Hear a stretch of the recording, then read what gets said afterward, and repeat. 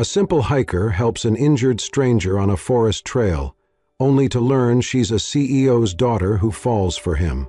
The rain came down in heavy sheets over Pine Ridge, pounding the trees and soaking the moss-covered ground.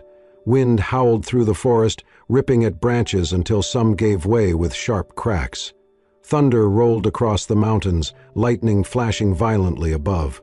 Amid the storm, a small wooden cabin stood firm, its chimney puffing smoke that vanished into the gray sky.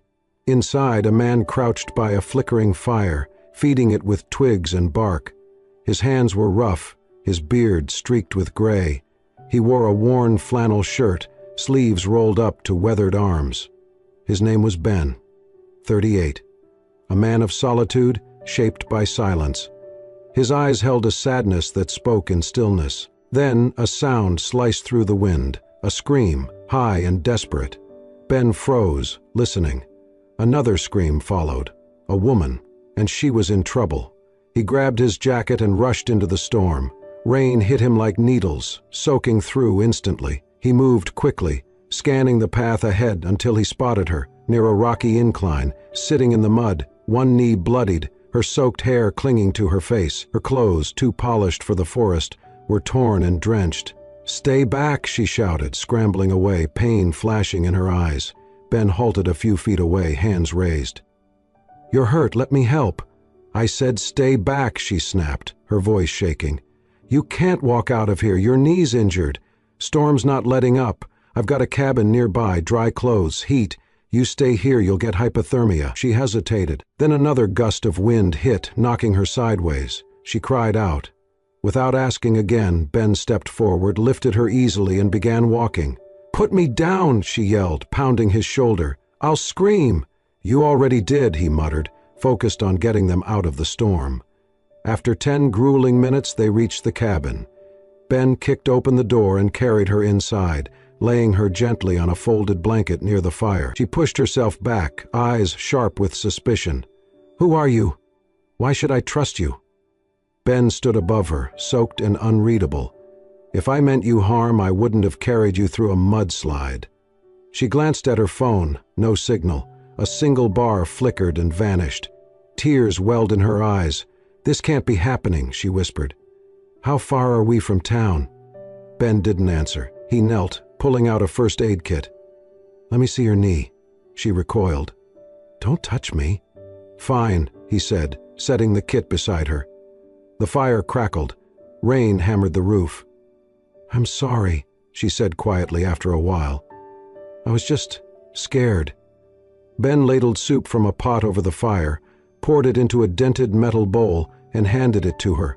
She took it with trembling hands. The warmth surprised her. She sipped. "Thank you," she murmured. Ben said nothing. He sat across the room, drying his jacket, eyes fixed on the flames. Outside, the storm raged on, but inside something shifted, uncertain, fragile. She looked at him again, softer this time. "What's your name?" "Ben," he said finally. "I'm Isabel," she replied. "I didn't mean to get lost. I was just trying to get away from everything." He gave a slow nod. "You came to the right place for that." And with those few words, the silence between them began to crack, just a little, not broken, but no longer empty. The storm outside howled, but in the glow of the fire, 2 strangers sat, slowly beginning something neither could name yet. Morning broke gently over Pine Ridge, the storm having finally passed in the night. The forest, still soaked and dripping, shimmered in the pale gold of dawn. Inside the cabin, the warmth from the fire lingered, the scent of pine wood and smoke mingling in the air. Isabel stirred under a wool blanket, blinking at the unfamiliar room. For a moment, she looked at peace, until the memories of the previous day rushed back. She sat up, wincing as her knee reminded her it was far from healed. The cabin was small, but surprisingly tidy. Her gaze landed on Ben, who was standing near the window, shirt sleeves rolled up again, sipping something from a tin cup. He didn't notice her at first. She cleared her throat. "You live out here? Alone?" He glanced back briefly, then returned his gaze to the trees. "Yeah." "Why?" she asked gently, curiosity more than intrusion in her voice. He didn't answer.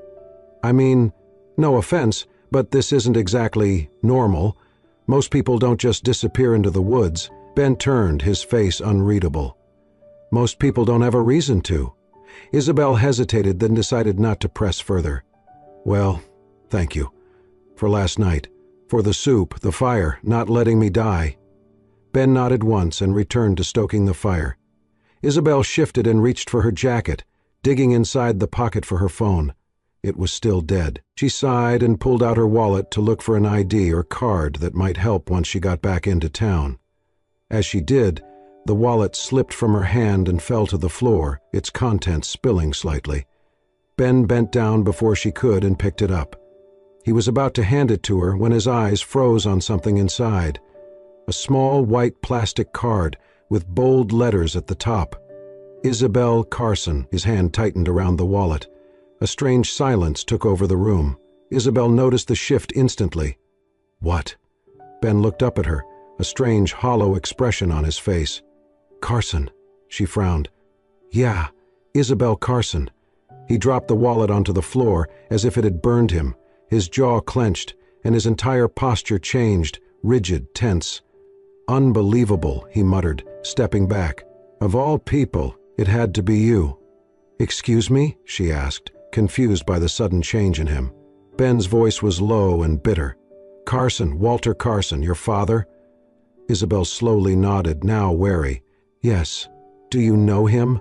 Ben laughed, but there was no humor in it. Know him? I know what he is, what he's done. Your father is the reason my family lost everything. Her mouth parted in disbelief. What are you talking about? He turned away, pacing once before spinning back to face her. 10 years ago, your father's company bought out this land, claimed eminent domain, said it was for eco-development. Bulldozed homes, displaced families. My family. This forest was my home. My parents built our house with their bare hands. We were forced out. My mother, she never recovered. She died 2 years later, heartbroken, homeless. Isabel stood frozen. I didn't know. Of course you didn't, he snapped. You were probably off at some private school, sipping imported lattes, blissfully unaware of the lives your father was destroying. That's not fair, she shot back. I was a teenager. I didn't run his company. Ben's eyes narrowed. No, but you reaped the benefits. Private jets, city condos, all on the backs of families like mine. Her voice rose. You don't know me. Don't act like you do. I know enough, Ben replied sharply. You're just another spoiled rich kid playing adventurer in the woods, thinking a few scratches and some rain make for a good story at dinner parties. Isabel's cheeks flushed red, whether from anger or shame she wasn't sure. You think I came out here for fun? You think I enjoy getting lost, falling off cliffs, and sleeping on cabin floors with a stranger who clearly hates me? Ben's eyes flashed. I don't hate you. I hate what you represent. That was the last straw. Isabel stepped forward, wincing from her knee but unfazed. You think you have the monopoly on pain? You lost your home. I lost my mother when I was 6. My father buried himself in work and forgot how to be human. I've been alone in a house full of staff for most of my life, so don't you dare talk to me about lattes and privilege when you don't know a damn thing about me. Ben didn't speak. His jaw was tight, the muscles in his neck straining. She stared at him, chest heaving. You want to hate my father? Fine. But don't blame me for what he did. He looked at her for a long time, something flickering behind the storm in his eyes, but instead of softening, his expression hardened. You don't get it, he said coldly. You'll never get it. Without warning, Isabel raised her hand and slapped him, hard. The sound cracked through the cabin like another bolt of lightning. They stood there, both stunned by what just happened. Isabel's eyes glistened with unshed tears. I thought you were different, she whispered. But you're just like him, angry, cold, and completely incapable of seeing people beyond your pain. She turned away, limping toward the cot in the corner, wrapping herself in silence and a blanket she no longer found comforting. Ben stood frozen, breathing hard, staring at the floor. The wallet still lay where he had dropped it, the name Carson staring up at him like a ghost. Outside, the forest had calmed. But inside the cabin, a different storm had just begun.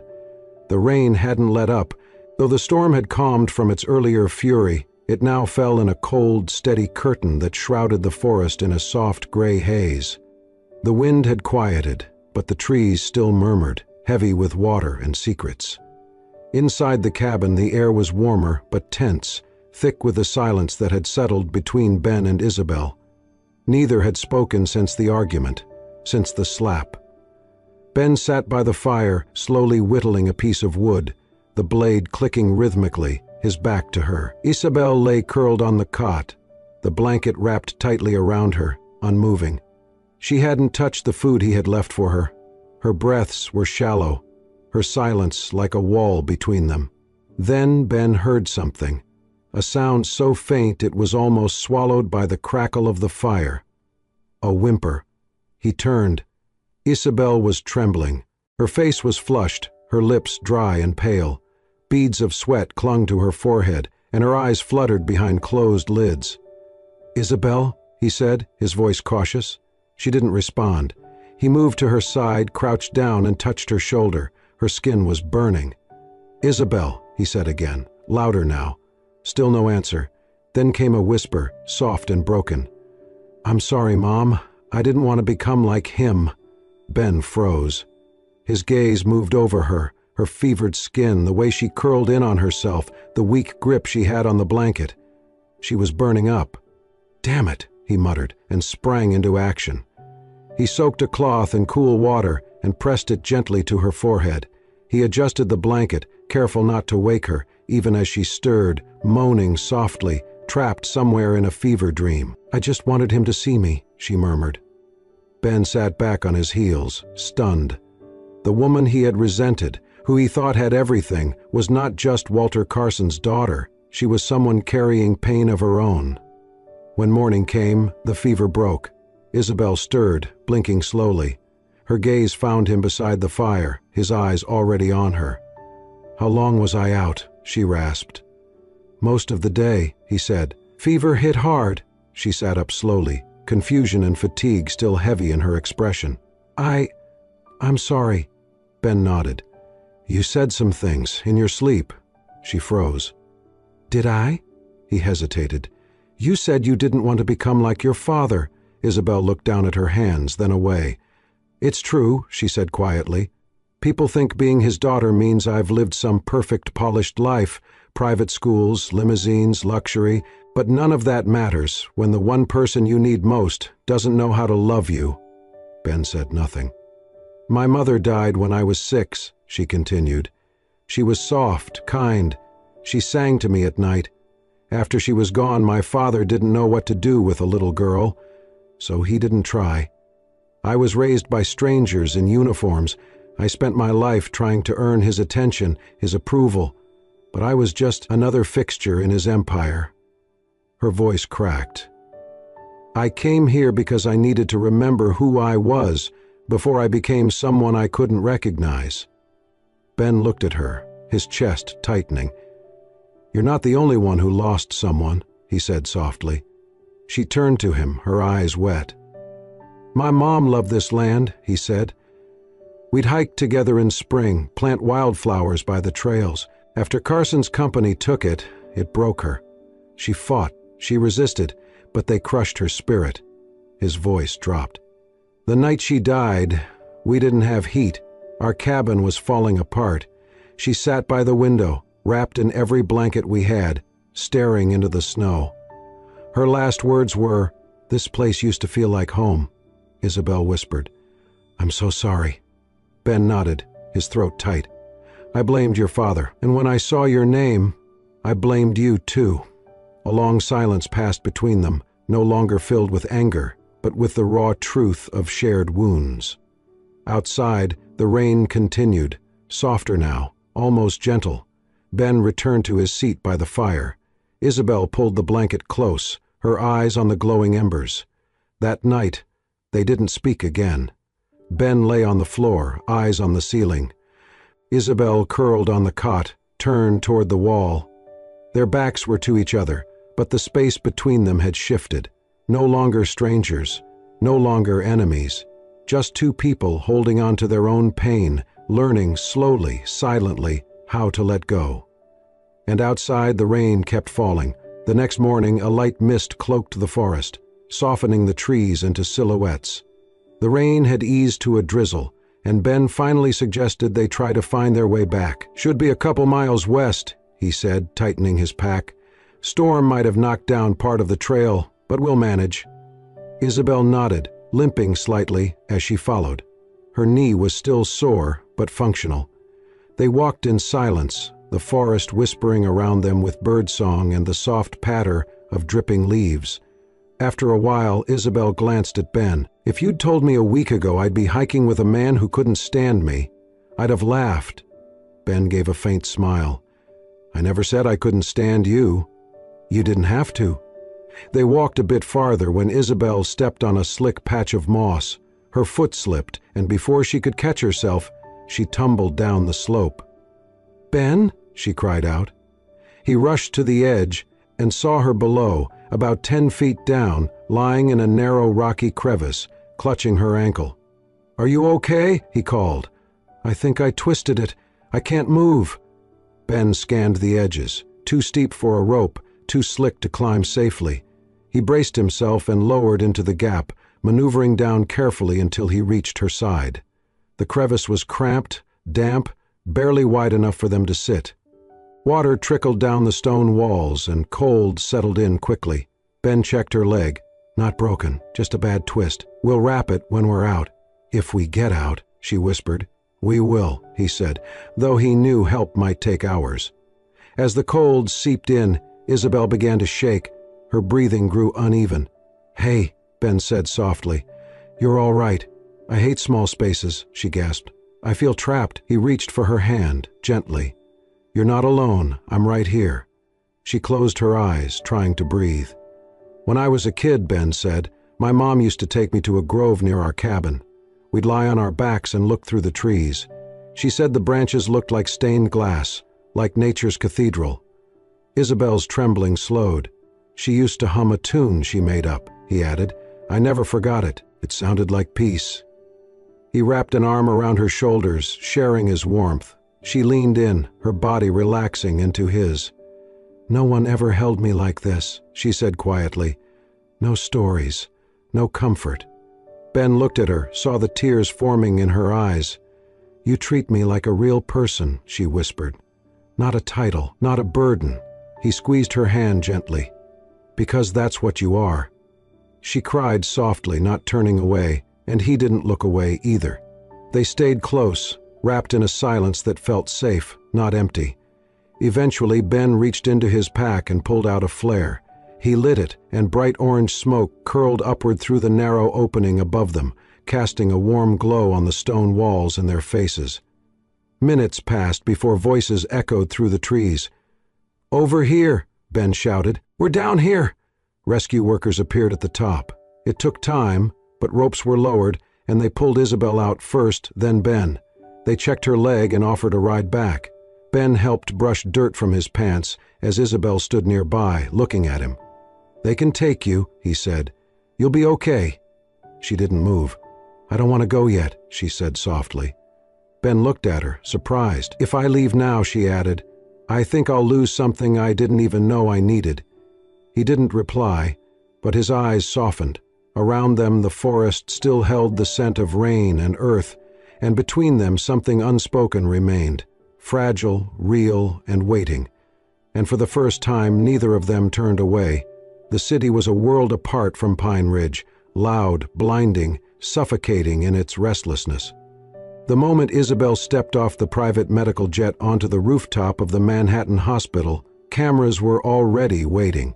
Flashbulbs erupted like lightning. Reporters crowded the sidewalk below with microphones pointed skyward. The headline had spread faster than she imagined. "Heiress rescued by wilderness hero after near-death ordeal." She was a story now, her name back in the press. But for the first time, she did not care about the spotlight. All she could think about was the warmth of a cabin under the pines, the sound of fire crackling, and the man who had saved her, not just from a fall, but from something much deeper. As doctors examined her ankle and the fever she'd recently recovered from, Isabel answered questions half-heartedly. She wasn't really there, not in spirit. 2 days later, her father returned from a business trip in Tokyo. Walter Carson was as composed as ever, tailored suit, silver cufflinks, every strand of his pepper-gray hair in place. But something changed when he walked into her penthouse and saw her sitting in silence by the window. He hadn't expected to see vulnerability in her eyes. "Isabel," he said, voice controlled but edged with rare concern, "you scared everyone." She looked up. "I scared myself, too." He sat across from her. "I read the reports. You were lost for 3 days, injured. A man found you?" She nodded. "His name's Ben." Carson's brow furrowed. "And who is Ben?" She hesitated, then said, "A man who lives in the forest. A man who helped me when no one else could." There was a silence. Carson didn't like unknowns. "Did he contact the media, try to take credit?" he asked. "No," she said sharply. "Hates all this. He didn't even want recognition. He saved me and then stepped back." Carson studied her carefully, then sat back, his voice smooth. "I'd like to thank him." "You'd like to investigate him," Isabel countered. He didn't respond, but the flicker in his eyes betrayed her suspicion. Later that evening, when Isabel called Ben from her terrace, her voice was warm, hopeful. "You should come here, just for a few days. I could show you the city, real food, real coffee, something not cooked over a campfire." Ben chuckled on the other end. "And street lights and traffic and concrete everywhere. You make it sound like a prison. For someone like me it is." She paused, then added gently, "Please, come, even just to see me." Ben went quiet. "I don't belong there, Isabel," he said at last. "That world, it's yours, not mine." She didn't argue, but her silence said everything. The next morning, in a sleek black car parked beside a corporate skyscraper, Walter Carson reviewed a report with narrow eyes. Name, Benjamin Hart. Age, 38. Former resident of Pine Ridge. Filed lawsuit against Carson Development 10 years ago, disputed land seizure. Case dismissed. Mother, Eleanor Hart. Deceased. Father, unknown. Employment, none. Lives off-grid. Walter set the folder down, his fingers tapping the leather briefcase beside him. "Set up a meeting," he told his assistant. "Private, just him and me." Ben showed up 3 days later at Carson's request, arriving at a quiet office suite atop one of the company's older buildings, far from public eyes. Walter Carson stood by the window, watching the city churn below. "I appreciate you coming," he said without turning around. "I came because your daughter asked me to." Carson smiled thinly. "She's grown attached to you." "That's understandable. Near-death experiences forge strange bonds." Ben said nothing. Carson turned, eyes sharp. "You're not just a man from the woods, Mr. Hart. You're the same man who tried to sue me 10 years ago over Pine Ridge." Ben's jaw tightened, but he remained still. "I remember your mother," Carson continued. "She caused a bit of a stir. But the law sided with us. You lost. But not before I watched my mother die. Cold, broke, and heartbroken." Carson ignored the jab. "I understand your pain, but I cannot allow the past to dictate my daughter's future." Ben narrowed his eyes. "Is that a threat?" "It's a negotiation," Carson said calmly. "You walk away from Isabel and I make sure your name stays clean. I will not expose your past, your failed suit, your bitterness, but if you stay near her I will paint you as a fraud, an opportunist, a man who manipulated a grieving young woman for attention." Ben stared at him in disbelief. "She's not property," he said. "You do not get to trade her like a business deal." "She is my daughter," Carson said, voice cold now. "And you are a ghost of a world we buried a long time ago." Ben didn't respond. He turned and walked out of the room without another word, but his silence spoke volumes. The line had been drawn, and somewhere in that towering city of glass and steel, a battle for more than love had just begun. The forest had begun to shift with the season. The air turned crisper, the leaves taking on shades of rust and gold. Birds flew lower, and the hush between the trees deepened. Ben was repairing the roof of the old cabin when he heard the distant crunch of footsteps. Fast, uneven, familiar. He turned and saw her. Isabel stood at the edge of the clearing, hair tousled from the hike, boots muddied, breath short from the climb. Her eyes locked onto his with something fierce, desperate, and unyielding. He froze. She stepped forward. "You didn't answer any of my calls." Ben returned to hammering. "I figured that was the message." She came closer. "I needed to see you." "You should not have come here," he said, keeping his voice even. "Not after what your father said." "I don't care what he said," she snapped. "I don't care about his money or his threats. I care about you." Ben finally looked at her, really looked, at the sweat on her brow, the fire in her eyes, the trembling in her hands. "I'm not part of your world, Isabel," he said quietly, "and you don't belong in mine." "You don't get to decide that," she said, her voice cracking. "You don't get to walk away from this like it meant nothing." He stepped down from the ladder, set the hammer aside. "It didn't mean nothing," he said. "It meant too much. That's why I'm letting it go." She stared at him in disbelief, her voice barely above a whisper. "You're not letting it go, you're running." Ben looked down at his hands. "If I stay, I'll always be the man who brought shame to your family. The lawsuit, the press, your father. He'll never stop, and I won't be the reason you lose everything." "I don't want his everything," she said, tears rising. "I want my own. I want a life that feels real, and I only ever felt that here, with you." Ben swallowed hard but said nothing. When he didn't move, didn't speak, Isabel exhaled shakily. She reached into her coat, pulled out a folded piece of paper, and held it out. "Then at least read this, when I'm gone." He hesitated but took the letter from her hand. She looked at him one last time, her eyes brimming with pain. "You think pushing me away protects me, but it's not protection, it's punishment for both of us." And with that she turned and walked back into the forest. Ben stood in the clearing long after she had disappeared. That night the wind picked up. Leaves rustled outside the cabin, whispering like ghosts around the walls. Ben sat by the fire, the letter unopened on the table beside him. His hand hovered over it for a long time before he finally picked it up. The paper was creased, the ink smudged slightly from where her tears had touched it. "Dear Ben, I grew up in a house with chandeliers and grand staircases and walls so thick they kept out every sound, including the ones I wanted to hear the most. My father filled that house with power but never with love.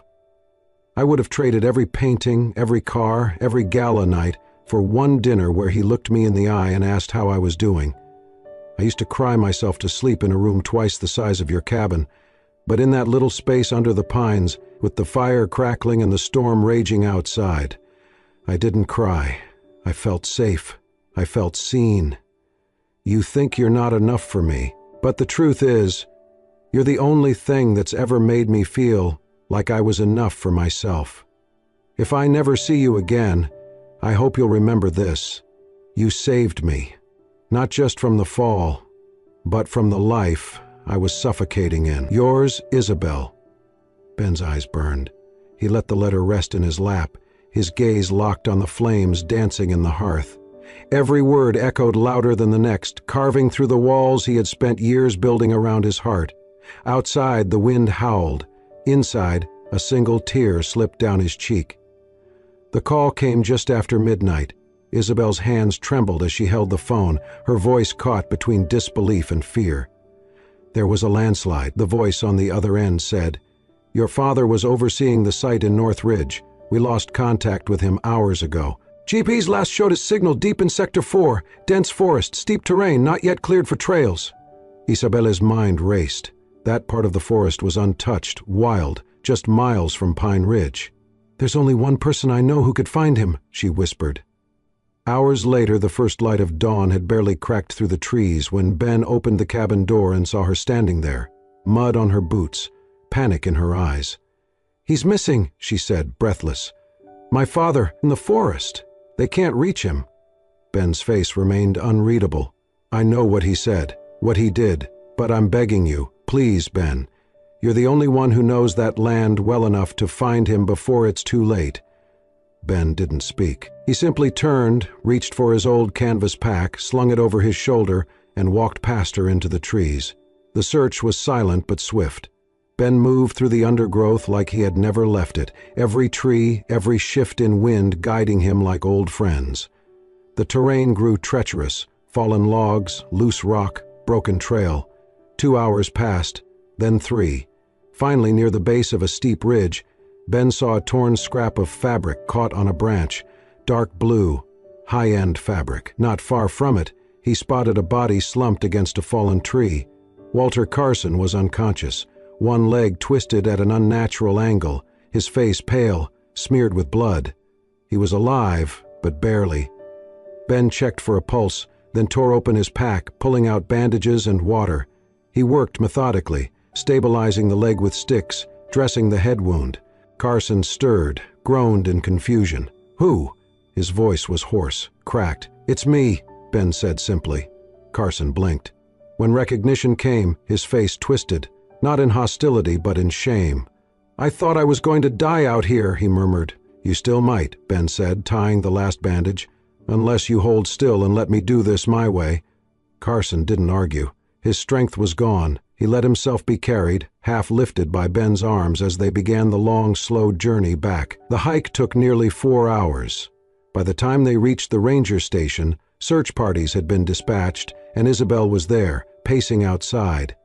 She ran to them the moment she saw them, collapsing into Ben's arms before falling beside her father. "I thought I lost you," she whispered to Walter, gripping his hand. Walter looked from his daughter to Ben. There was no malice now, only exhaustion. And something else, humility. That evening, while medics treated Carson inside the outpost and Isabel spoke quietly with the officers, Ben stood outside, staring at the horizon. The sun was setting, painting the treetops gold. The door creaked behind him. Carson stepped out, leaning on a crutch, bandages across his head. "I owe you my life," he said. Ben didn't turn. "You owe it to your daughter. She's the reason I came." Carson nodded, then said quietly, "You could have let me die out there, and maybe you would have been right to." Ben finally turned. His eyes were calm, firm. "I didn't do it because you deserved saving. I did it because she deserves a father who's worth loving." Carson looked away, jaw tightening. But then his voice broke. "I never knew how to be that," he said. "I thought if I gave her power, wealth, security, it would be enough." "It's not," Ben said. Carson's eyes filled. He turned away, wiping them quickly, but the tears had already fallen. Ben didn't say more. He stepped away, leaving Carson alone with the silence, with the weight of every choice he had made. But healing, like the forest, often begins in quiet places, and some redemption must be earned, not through words, but through change. 1 year after the storm that changed everything, Pine Ridge had come alive again. Soft moss covered the forest floor, wildflowers pushed through sun-dappled shadows, and the trees stood tall and welcoming.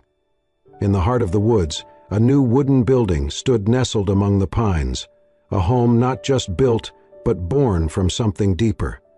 It was called Pine Shelter Center. The structure was simple but thoughtful, designed to embrace the land, not replace it. A wide porch wrapped around the cabin, and above the entrance, a hand-carved sign read, "Pine Shelter, where every wound finds a home." On this day, a crowd had gathered. Veterans, children in foster care, local elders, volunteers, and people whose lives had once unraveled but were slowly being stitched back together. Ben stood quietly near the porch, his linen shirt lightly wrinkled, his beard neatly trimmed. Beside him, Isabel looked elegant in forest green, clutching her notes with slightly trembling fingers. She stepped forward to speak. "This place wasn't created out of charity," she said, voice clear. "It was born out of necessity. The need to heal, to remember, to begin again." She glanced at Ben. He nodded quietly. "I lost myself once in these woods," she continued, "and I found something far greater than survival. I found truth. I found love. And I found the courage to build a life that mattered, not one I inherited, but one I chose." Applause followed, soft and heartfelt. For a moment, the forest seemed to breathe with them. Then, from the edge of the clearing, a sleek black car arrived. Heads turned as Walter Carson stepped out. His steps were slower now, his shoulders less stiff with pride. Age had softened him in ways time alone never could. He walked forward alone, toward Ben, as everyone watched. Ben faced him, calm and still. Walter spoke quietly. "We spend lifetimes running from our mistakes, but sometimes all it takes is one moment to stop, turn around and say what matters." Ben said nothing. Walter continued, "You once said I didn't deserve saving. You were right, but Isabel deserved a father who could say thank you. So, thank you for saving me and for loving her in the way I never knew how." He extended a hand. Ben hesitated, then reached out and shook it. The crowd responded with soft applause. Isabel wiped away a tear, her heart too full for words. That night the woods lit up with bonfires and laughter, music drifted between the trees, and the air was thick with warmth. Later Ben led Isabel down a quiet path. Beneath the moonlit canopy he took her hands. "I don't have much," he said. "No fortune, just this, heart. And that old cabin where it all began." He held out a small ring, pine wood and silver, smooth, imperfect, beautiful. Isabel gasped, eyes shining.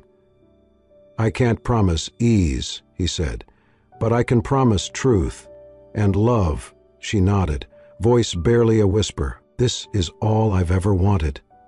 When he slipped the ring on her finger, the forest seemed to sigh in approval. From behind, their small crowd clapped quietly, joy rippling through the night like wind through the trees. By morning, Pine Shelter Center came to life. Children played beneath the trees. The elderly sipped tea on the porch. Veterans shared stories in quiet corners of peace. Ben stood beside Isabel at the railing, hands clasped. Behind them, Walter Carson sat with a cup of tea, watching, not as a CEO, but as a father who had finally come home. Ben looked at Isabel. "Some people search a lifetime for home." She smiled. "And some hearts," she said, "just need one storm to remember how to love again." They stood there, side by side, in a place born from pain and now alive with hope. And so, in the quiet heart of Pine Ridge, where pain once echoed through the trees, healing found its voice. From a chance encounter in a storm to a love that defied all odds, Ben and Isabel taught us that sometimes the deepest wounds bring forth the most beautiful new beginnings. Because love isn't always loud. Sometimes it whispers in the rustle of leaves, in the warmth of a cabin fire, or in the simple act of staying when it's easier to walk away. If this story touched your heart the way it touched ours, don't forget to like, share, and subscribe to Soul-Stirring Stories, where every week we bring you powerful tales that heal, inspire, and remind us all of the beauty in being human. Until next time, stay kind, stay hopeful, and never stop believing in the power of love.